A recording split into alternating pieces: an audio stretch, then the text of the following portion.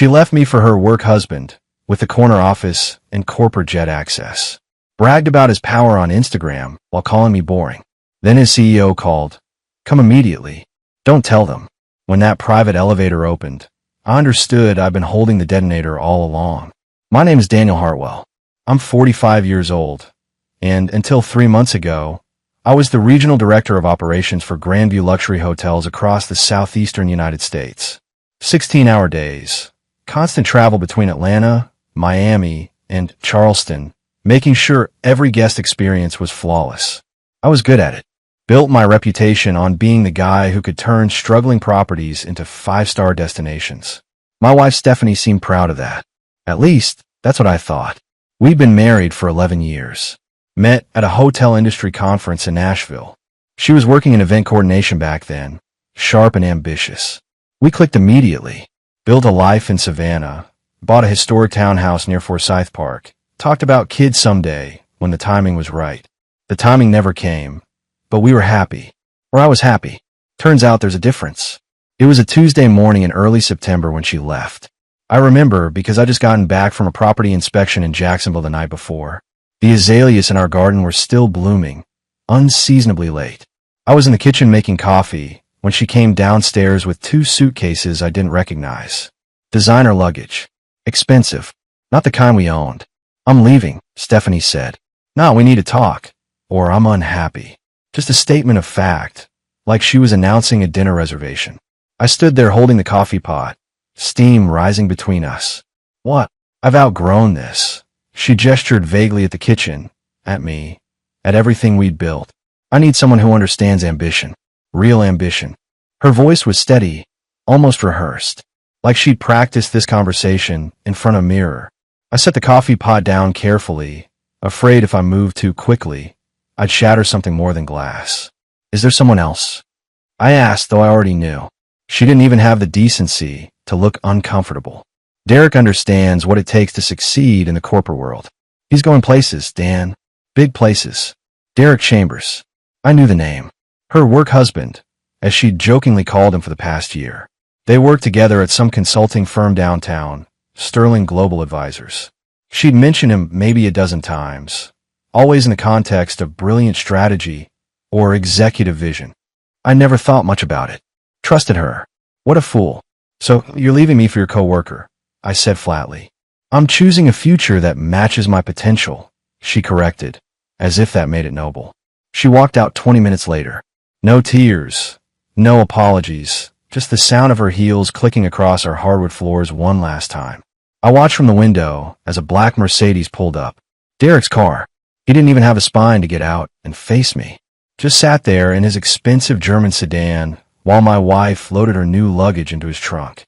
That night, I sat in our living room, in the house we'd restored together, and realized I didn't know my wife at all. Or maybe I'd known her, and she'd simply become someone else. Someone who measured love in LinkedIn endorsements and corner office square footage. 2 days later, her Instagram went from private to public. The first post was a photo of them at some rooftop bar downtown. Her head on his shoulder, champagne flutes raised, both of them dressed like they were auditioning for a corporate lifestyle magazine. The caption made my stomach turn. Finally found someone who matches my drive. Hashtag power couple, hashtag corporate excellence, hashtag new beginnings. I stared at that post for longer than I care to admit. Not because I missed her, but because I couldn't believe how quickly I'd become irrelevant. 11 years reduced to a hashtag about moving forward. But here's what Stephanie didn't know, what she'd never bothered to learn in all our years together. I wasn't just good at managing hotels. I was exceptional at managing details. Documentation. Paperwork. The boring, unglamorous work that keeps empires running. And in her rush to upgrade her life, she'd left behind a paper trail that would change everything. The week after Stephanie left, I did what any rational person does when their world collapses. I went to work. Checked into the Charleston property, reviewed staffing reports, walked the grounds at midnight, making sure the landscape lighting hit every architectural detail perfectly. Normal. Controlled. Predictable. But at night, alone in hotel rooms that weren't mine, I started digging. Not emotionally. Strategically. I pulled up our joint bank statements first. We'd kept most finances separate, but we had one shared account for household expenses and property taxes. The activity logs told an interesting story. Over the past 8 months, Stephanie had been making regular transfers. $2,000 here, $3,500 there. Small enough not to trigger alerts, large enough to add up. By my calculation, she'd moved nearly $48,000 into an account I didn't recognize. I took screenshots of everything, organized them by date in a folder labeled Property Records on my laptop.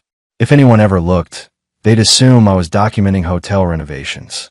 Then I started looking at Sterling Global Advisors, the consulting firm where both Stephanie and Derek worked.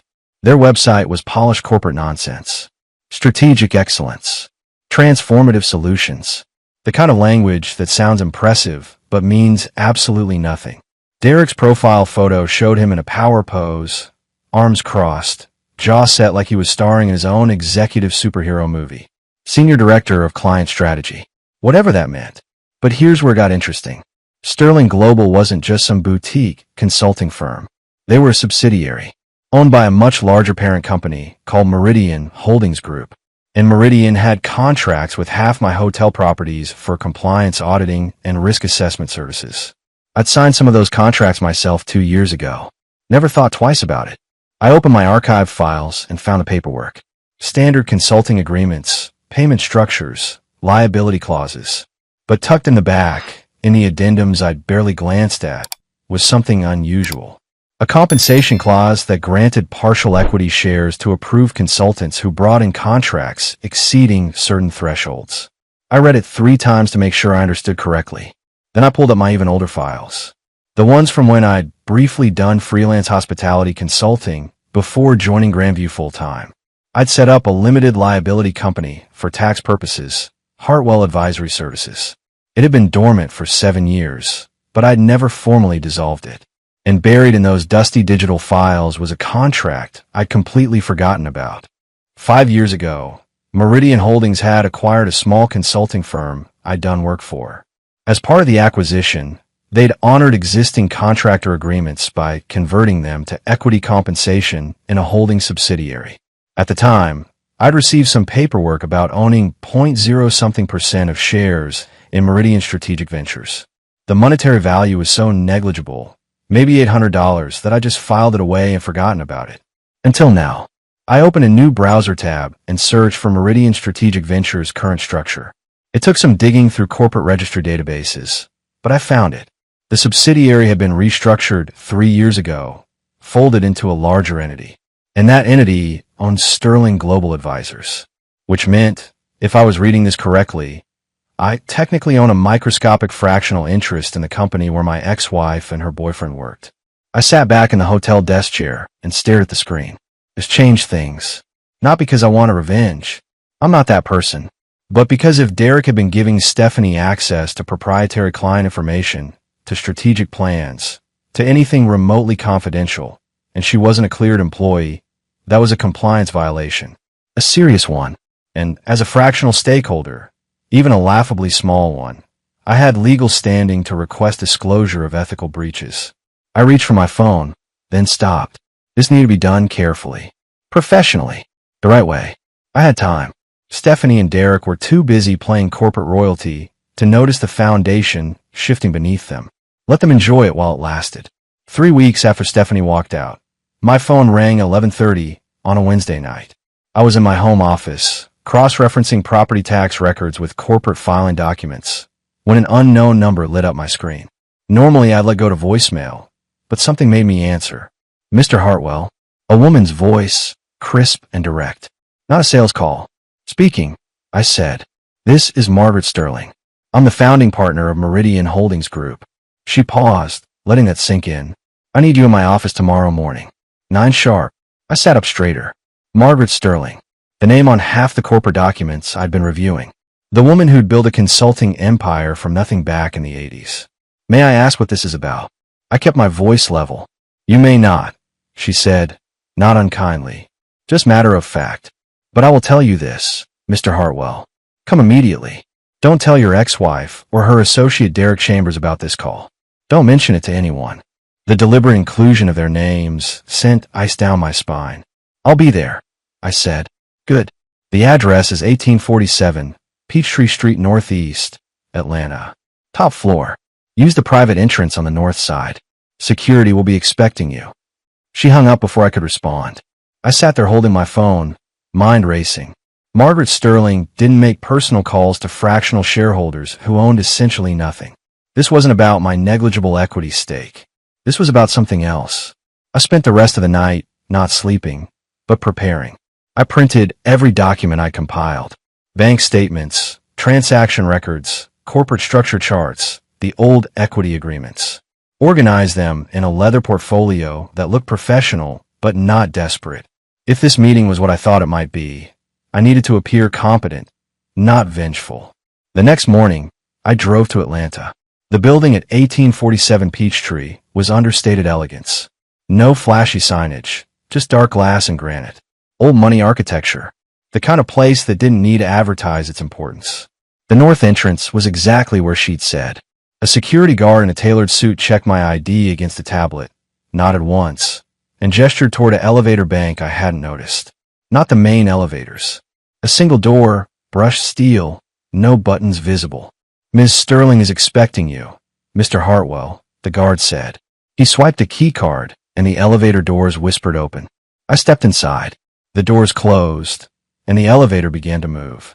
Not up exactly, but somehow deeper into the building's core. The walls were seamless steel, no panel indicators, no emergency phone, just a small camera lens in the upper corner in silence. When the doors opened, I wasn't prepared for what I saw.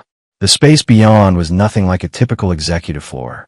No cubicles, no hustle, just a long hallway lined with dark wood panels and recessed lighting.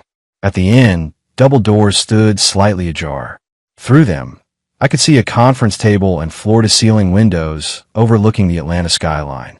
And standing beside those windows, hands clasped behind her back, was a woman in her mid-60s with silver hair pulled into a neat bun. She turned as I approached, and her eyes were the coldest, sharpest things I'd ever seen.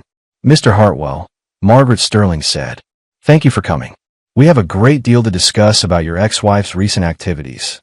In that moment, standing in that hallway with the private elevator behind me and this woman in front of me, I understood the true scale of the game I'd stumbled into. This wasn't just about a divorce. This was about power, real power. And somehow, I'd just been invited to the table. Margaret Sterling didn't waste time on pleasantries. She gestured to a chair at the conference table, and I sat. She remained standing, a power move so obvious it almost made me smile.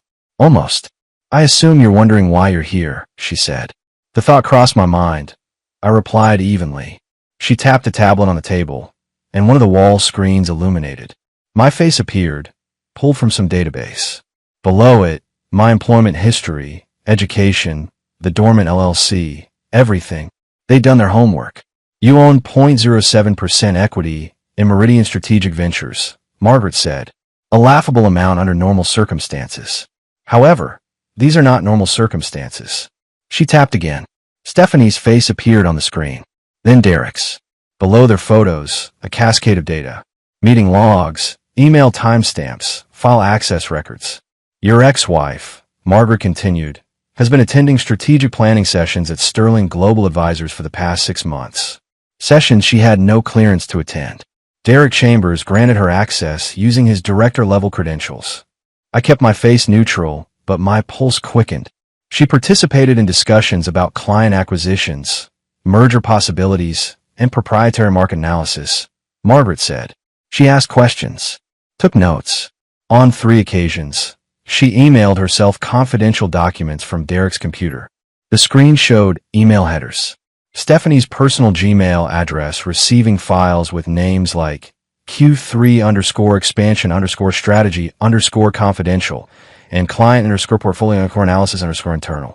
"That's corporate espionage," I said quietly. "That's precisely what it is," Margaret agreed. "And under the shareholder agreement you signed 5 years ago, you have standing to be notified of any ethical breaches that materially affect company operations. This qualifies."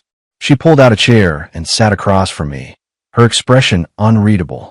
"Derek Chambers has been with us for 8 years. Competent, ambitious, arrogant. We've tolerated the arrogance because he produces results. But this. She gestured at the screen. This is unacceptable. What do you want from me? I asked. Your presence, she said simply. We're convening a disciplinary board next Tuesday. Derek and Stephanie will be informed of the violations and terminated. I want you there when it happens. I studied her face, looking for the angle. Why? Because they thought you were irrelevant, Margaret said, and for the first time, something like amusement flickered in her eyes. They mocked you publicly, reduced your marriage to a social media punchline, and in their arrogance, they forgot to check who else might be watching. She leaned forward slightly.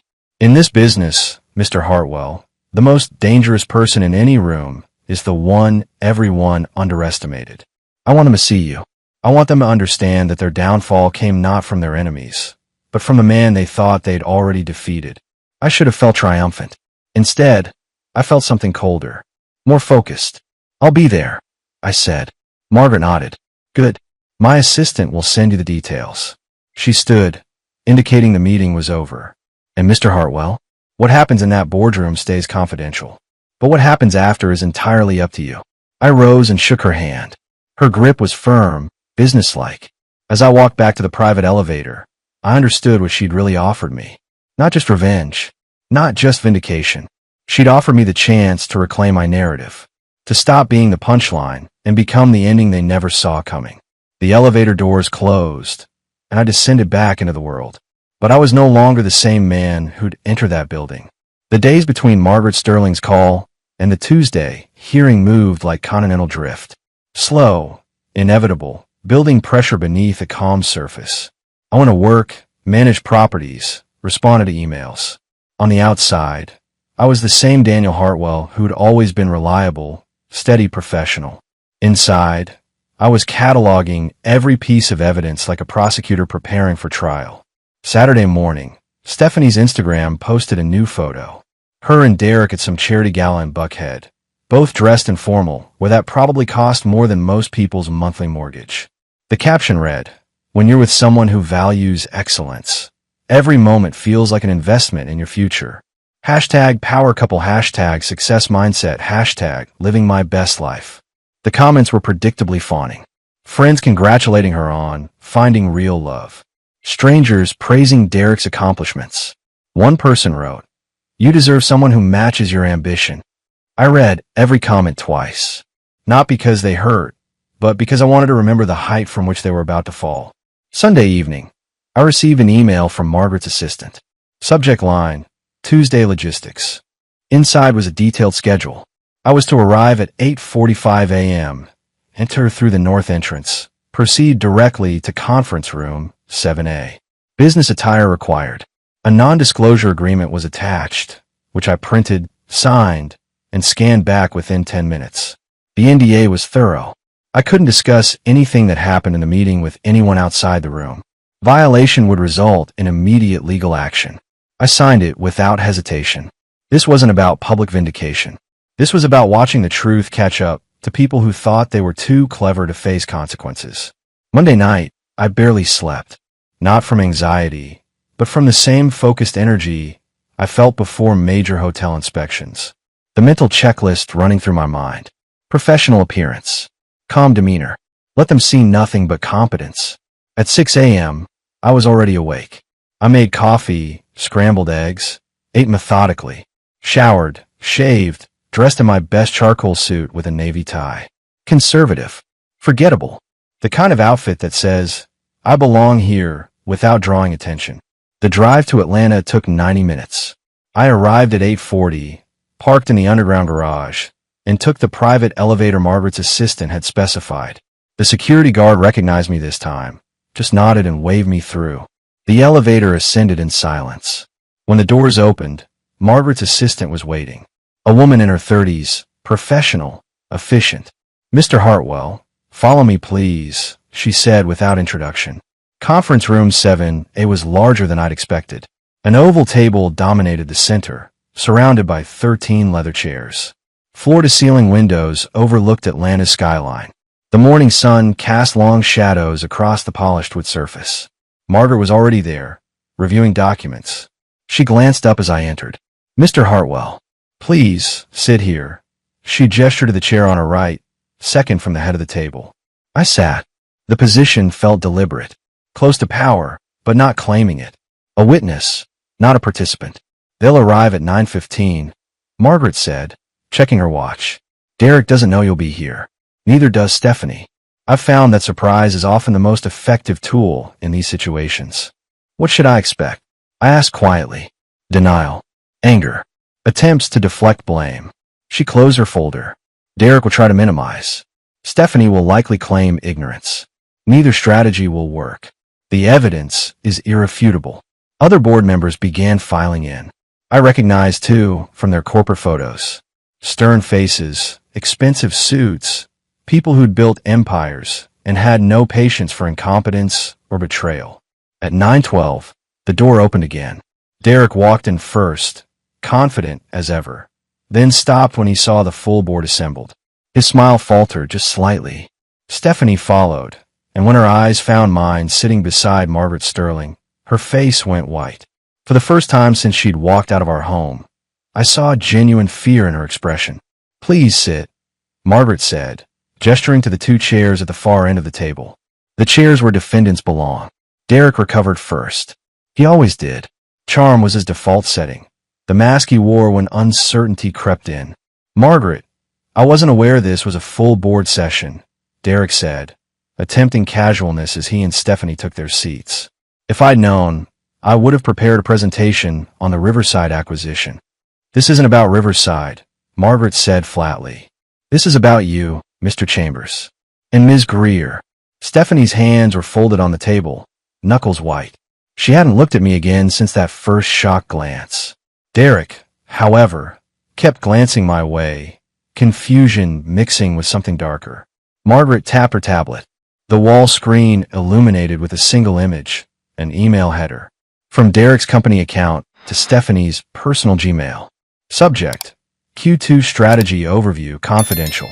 Over the past 6 months, Margaret began, voice crisp and prosecutorial.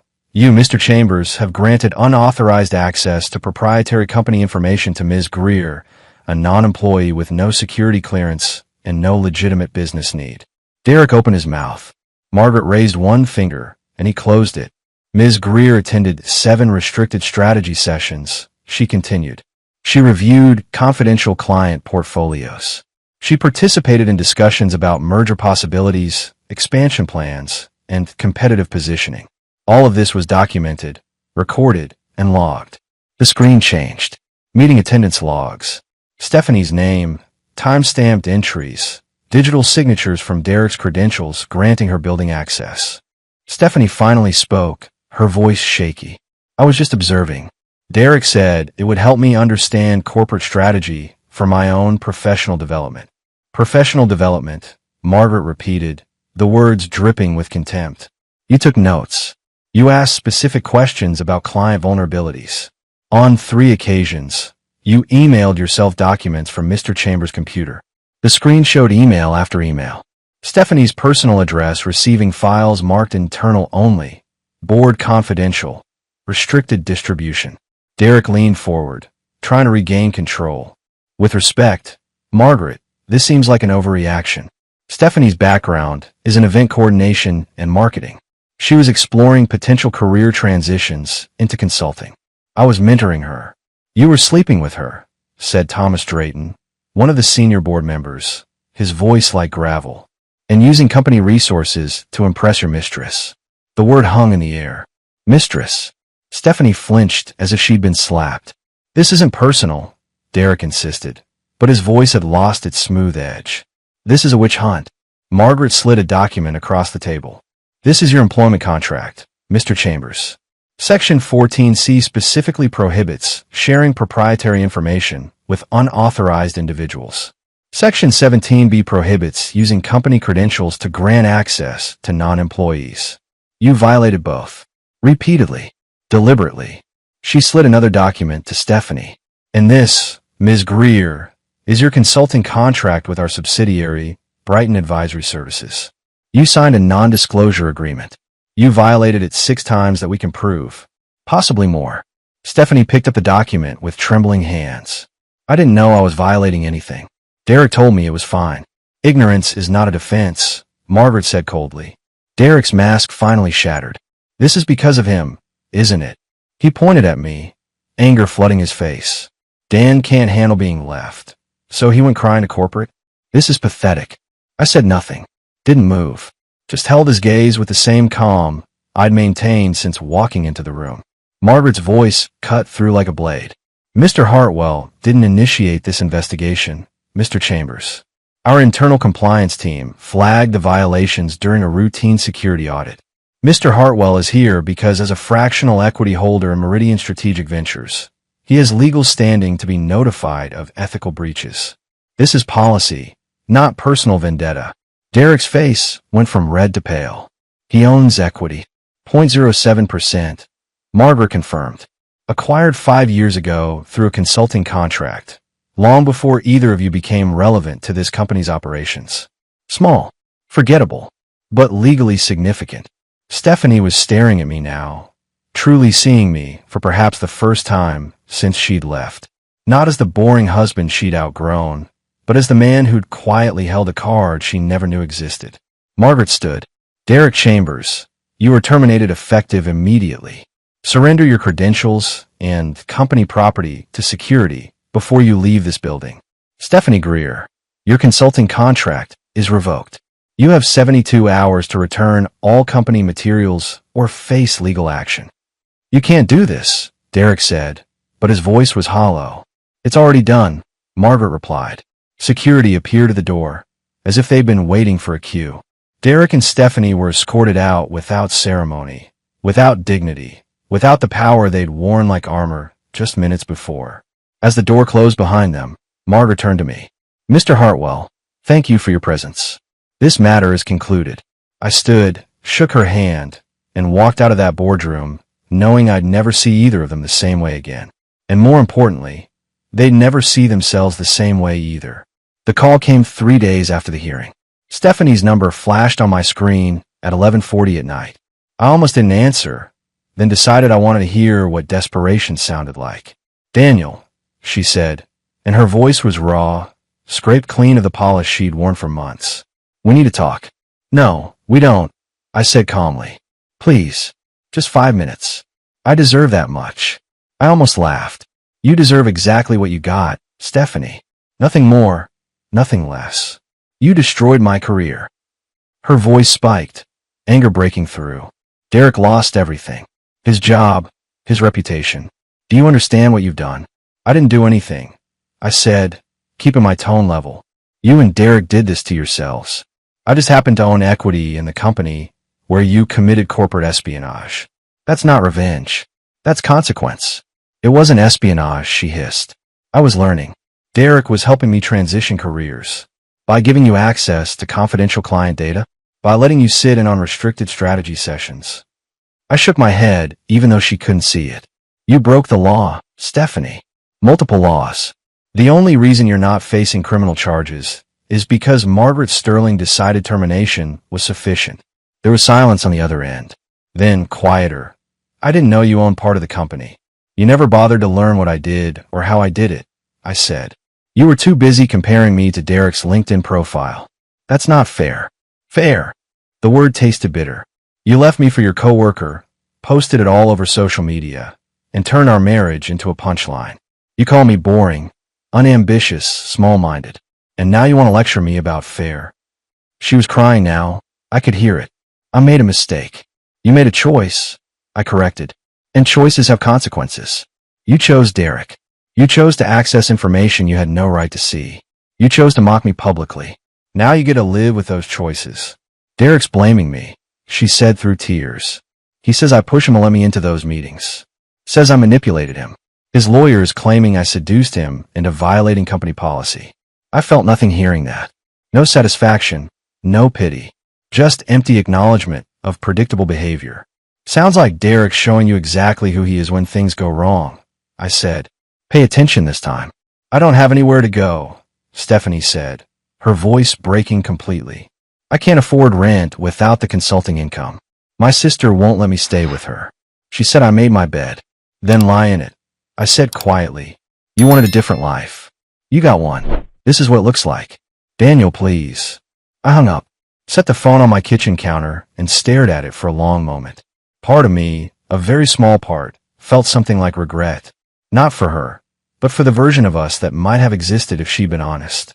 If she'd said she was unhappy instead of finding someone else first. But that version didn't exist. Never had. The woman I'd married was either gone or had never been real to begin with. My phone buzzed. A text from Stephanie. I'm sorry. For everything. I deleted it without responding. Apologies don't rebuild trust. They're just words people say when consequences arrive. 2 weeks after the hearing, I started hearing things through the professional grapevine. Margaret Sterling's network was vast, and when someone fell from grace in her orbit, the news traveled fast. Derek had been trying to find work. He'd applied to 3 major consulting firms in Atlanta. All 3 rejected him within days. Word was out. When Meridian Holdings blacklisted someone, other companies paid attention. Nobody wanted to hire a senior director who'd been terminated for ethics violations. He'd posted on LinkedIn about exciting new opportunities and exploring innovative ventures. Corporate speak for unemployed and desperate. The comment section was notably quiet. People who'd praised his every move before were suddenly silent. Stephanie had it worse. Her sister, Jennifer, worked in pharmaceutical sales with some of the same people Stephanie had networked with for years. Jennifer had apparently told everyone exactly why Stephanie was asking to move in. The story spread fast. Within a week, Stephanie's professional reputation was radioactive. She tried to restart her consulting practice independently, created a new website, sent cold emails to potential clients. But when companies Googled her name, they found connections to Sterling Global Advisors and questions about why her contract had been terminated. She landed exactly 0 clients. I learned all this not because I was asking around, but because people in my industry were talking. The hotel business is surprisingly small at the executive level. Everyone knows everyone. And when someone in a related field implodes spectacularly, the story makes rounds. One of my colleagues mentioned seeing Stephanie working in an event planning company in Marietta, not as a consultant, as a coordinator. Entry-level work. The kind of job she'd left behind 10 years ago. Heard she really stepped in it with some corporate scandal, he said over drinks after a property manager's conference. Shame. She had a decent reputation before. People make choices, I said neutrally, sipping my bourbon. He nodded sagely. They do indeed. I didn't correct his assumptions. Didn't defend her or condemn her. Just let the story exist in whatever form it had taken in other people's minds. Meanwhile, my own life was improving in quiet ways. Margaret Sterling had personally recommended me to a luxury resort group looking for operational consultants. The contract was 6 months, excellent pay, and would look impressive on any future resume. I accepted. My townhouse, the one Stephanie and I had restored together, sold for $40,000 over asking price. The market was strong, and historic properties in Savannah were in demand. I used the profit to buy a smaller condo near the waterfront. Less space, better view, no memories. I deleted all my social media accounts. Not dramatically, just quietly. Stopped checking what Stephanie posted. Stopped caring what Derek's professional trajectory looked like. Removed myself from the narrative entirely. One evening, I got a message from Jennifer, Stephanie's sister. We'd always gotten along well, and I'd felt bad about the collateral damage the divorce had caused. Dan, I just wanted to say I'm sorry about everything, she wrote. Stephanie made terrible choices, and you didn't deserve any of it. She's staying with our parents now. Lost her apartment. Couldn't make rent. I read the message twice, then replied simply, "Thank you for reaching out. I hope you're doing well." She responded, "Derek left her, by the way. 2 days after he got fired. Moved back to Tennessee to stay with family. Didn't even tell her he was leaving. Just disappeared." I stared at that message for a long time. Derek had abandoned Stephanie the moment things got difficult. The man she'd called her equal, her match, her future, had vanished the second his corporate facade collapsed. She traded 11 years of marriage for a man who couldn't handle 3 weeks of adversity. I closed the message thread and didn't reply. Some lessons can't be taught. They have to be lived. And Stephanie was learning hers the hard way. 4 months after the hearing, I was sitting in a beachfront restaurant in Charleston when I saw her. Stephanie, working as a server. She wore the standard black uniform, hair pulled back, moving between tables with practiced efficiency. She hadn't seen me yet, and I debated whether to leave before she did. Then she turned, carrying a tray of drinks, and our eyes met. The tray wobbled. She steadied it, set it down at a nearby table, then walked over. Her face was different somehow. Older. The sharp confidence she'd worn like armor had been sanded down to something more human. "Daniel," she said quietly. "I didn't know you were in Charleston." "Property inspection," I said. "I'm consulting for the Harbor Grand now." She nodded, processing that. "That's good. You always did excellent work." An awkward silence stretched between us. Finally, she said, "I'm not going to apologize again. I know it doesn't mean anything to you." "You're right," I said. "It doesn't. But I want you to know I understand now." Stephanie continued, her voice steady despite the tremor underneath. "What I did. What I threw away. I spent 11 years with someone who documented everything, who built systems that lasted, who was reliable even when it wasn't exciting. And I traded that for someone who ran the second things got hard." "Derek showed you who he was," I said. "He did," she agreed. "Turns out ambition without character is just selfishness in a better suit." I studied her face, looking for manipulation, for an angle. Found only exhaustion and something that looked like genuine regret. "I hope you're doing okay," I said, and meant it. Not because I wanted her back, but because holding on to anger was exhausting. "I'm surviving," Stephanie said. "Working here, doing some freelance event planning on weekends. Rebuilt my relationship with my parents. They're helping me get back on my feet." "That's good," I said. "Jennifer told me you're doing well. The consulting work, the new condo. I'm glad." She hesitated, then added, "For what it's worth, I'm not on social media anymore. Deleted everything. Turned out performing my life for strangers was just another way of lying to myself." "That's probably healthy," I said. Her manager called her name. She glanced back, then looked at me one last time. "I won't bother you again," Stephanie said.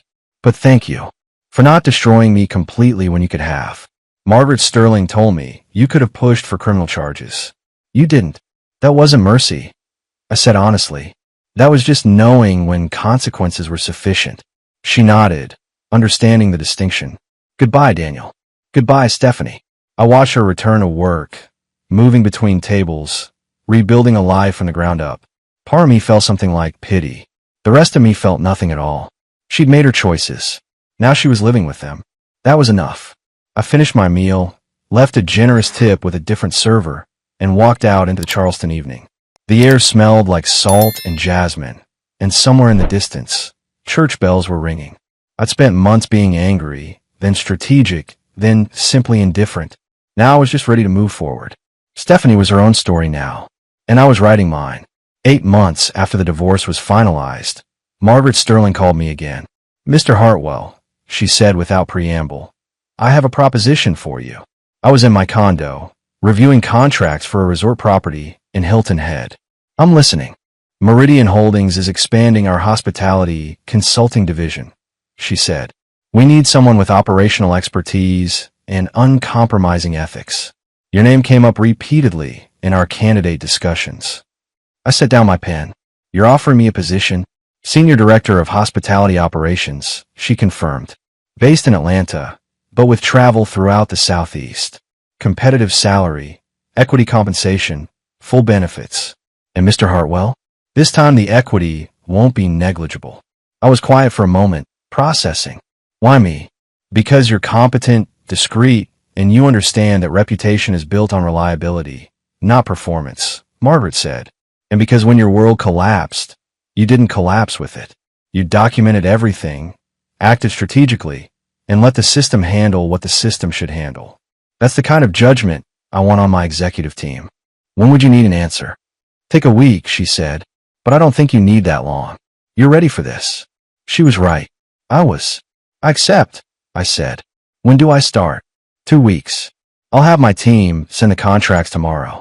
After we hung up, I sat in my condo overlooking the Savannah River and realized something had shifted. For months, I'd been defined by what I'd lost. My marriage, my trust, my old life. But I gained something too. Clarity, strength, the knowledge that I could be dismantled and still rebuild stronger. A week later, I started my new position. The work was challenging, the travel extensive, but I was good at it. Within 3 months, I'd streamlined operations at 4 underperforming properties and brought them back to profitability. Margaret occasionally asked me to attend board meetings, not as the fractional shareholder with negligible equity, but as a senior director whose opinion mattered.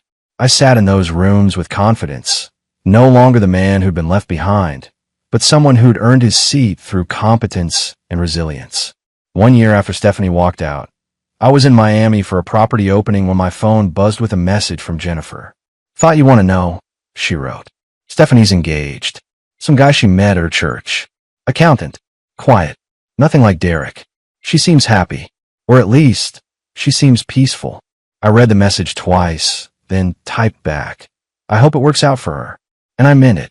Not because I'd forgiven her completely, but because her happiness or unhappiness no longer affected mine. She was no longer my story. I closed my phone and returned to the resort opening. There were investors to meet, operations to finalize, a future to build that had nothing to do with who I used to be married to. Somewhere behind me, the past was settling into memory. Ahead of me, there was only work, purpose, and the quiet satisfaction of a life rebuilt on my own terms. Stephanie had wanted someone ambitious, someone exciting, someone who matched her drive. She'd left me to find that person, and in the process, I found myself. Turns out, I was more than enough all along.